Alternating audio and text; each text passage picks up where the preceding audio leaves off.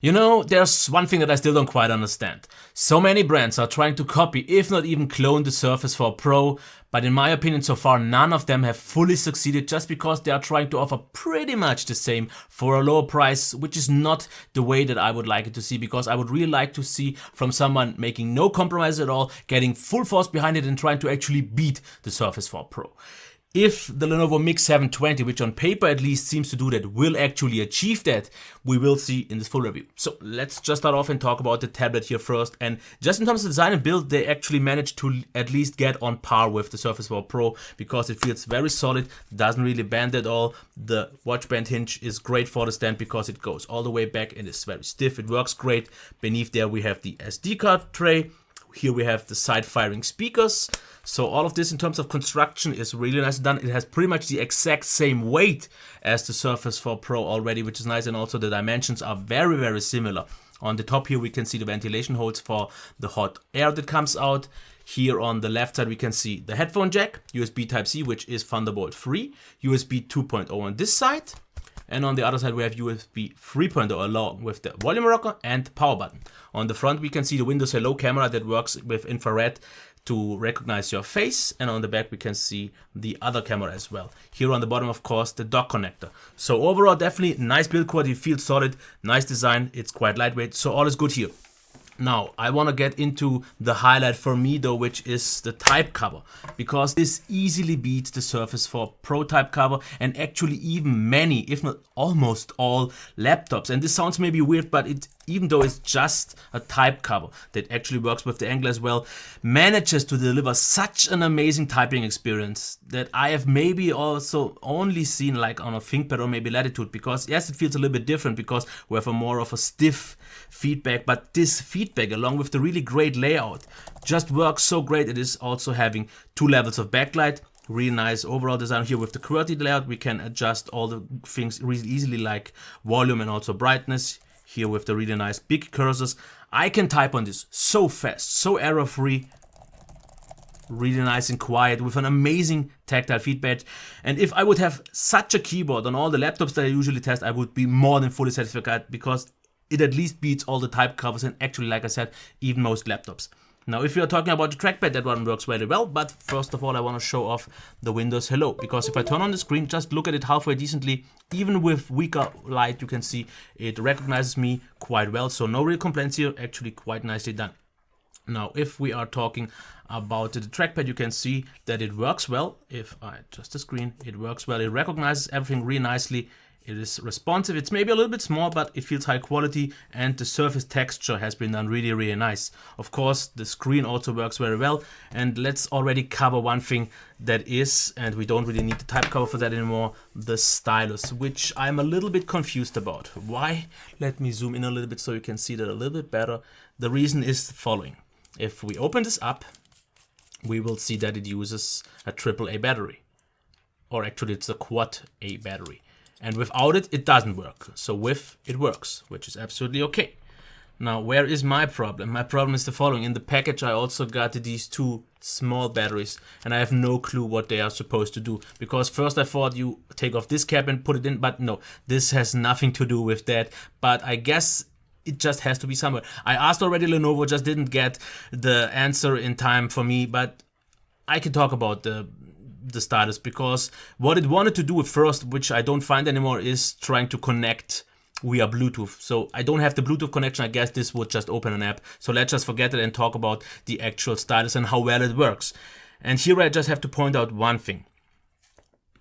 As you can see here, it recognizes things well. It has definitely a lot pressure points, and they are quite precise, and it works well. We also have the 2 buttons here for double click and also erase and so on. And the precision is absolutely fine here, even towards the border. I can type on it, absolutely nice.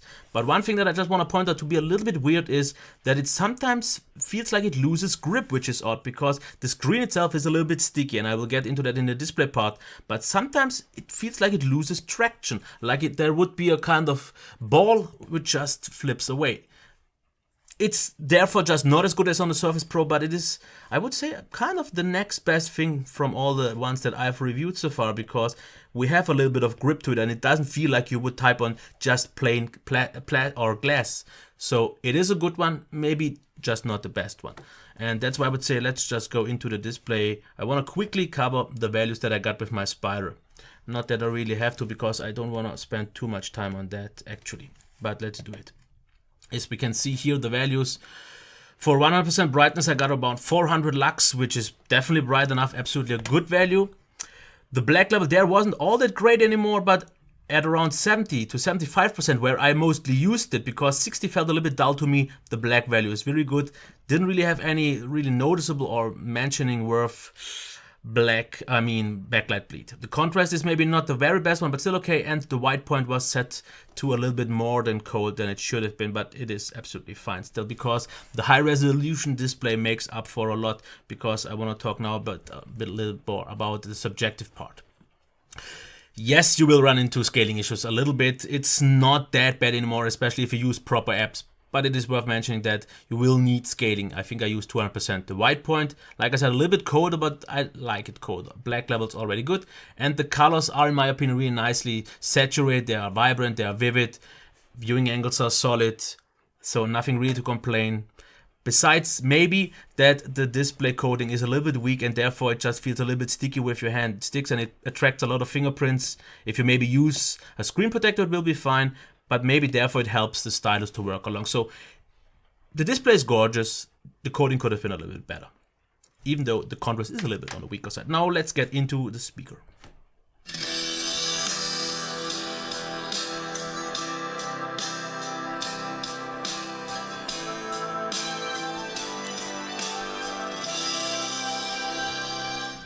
The stereo side-firing speakers definitely won't blow your mind, and the Dolby software also won't really improve that much. You should activate it to have a better sound, but it could still be a little bit louder. It sounds mostly halfway good enough. I would definitely wish for it to be louder, and the overall sound though is quite okay, because it didn't at least sound thin or weak. So for the volume that you get, the sound was balanced quite nicely. Headphone jack was also quite okay. So let's get into the performance. Just real quick, the SSD as always.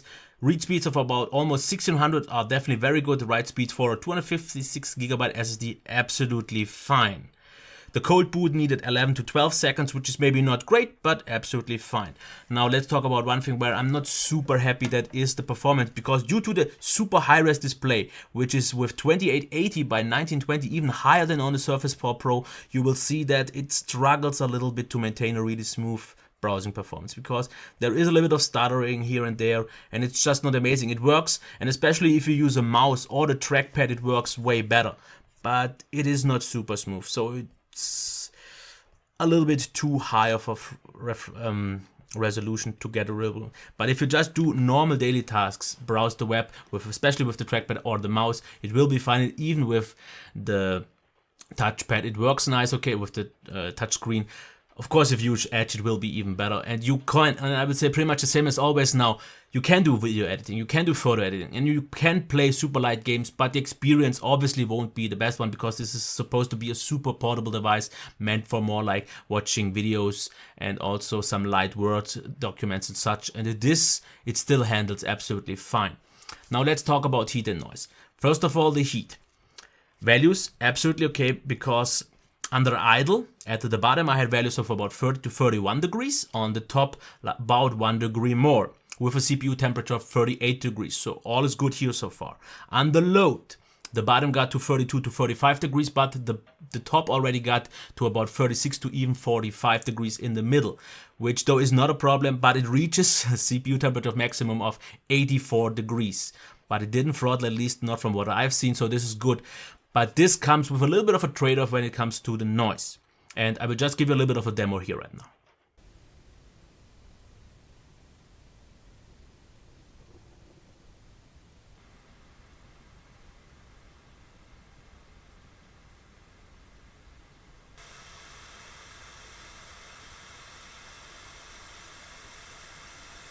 Okay, you've heard the fan, and before I'm going to talk about that, actually I want to just get a little bit into the coil whine.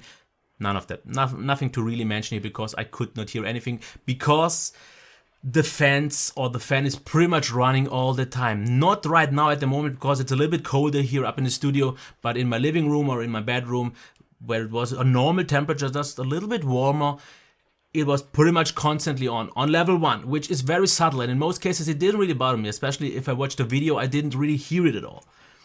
But just the fact, and even though I did install the latest BIOS that was just released a week ago or so, installed all the newest drivers, nothing has changed here, which is sad, and not even throttling the CPU by 20% did change it. So I guess this definitely can be fixed with an update or a BIOS update or something like that, because the temperatures of around 38 degrees don't really need the fan pushing all the time.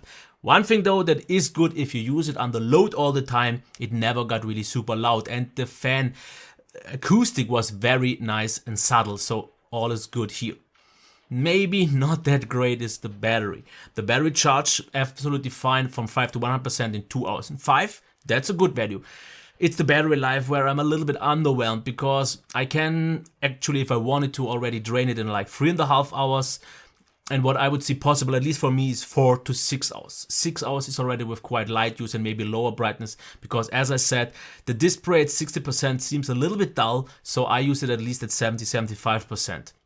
Then it was really beautiful though, but of course this drains a little bit more, and I would see me getting about an average of 4.5 hours, which means at least 5.5 to 6 for everyone else, because like I've said already so many times, I seem to use a higher brightness and drain my device just a little bit faster.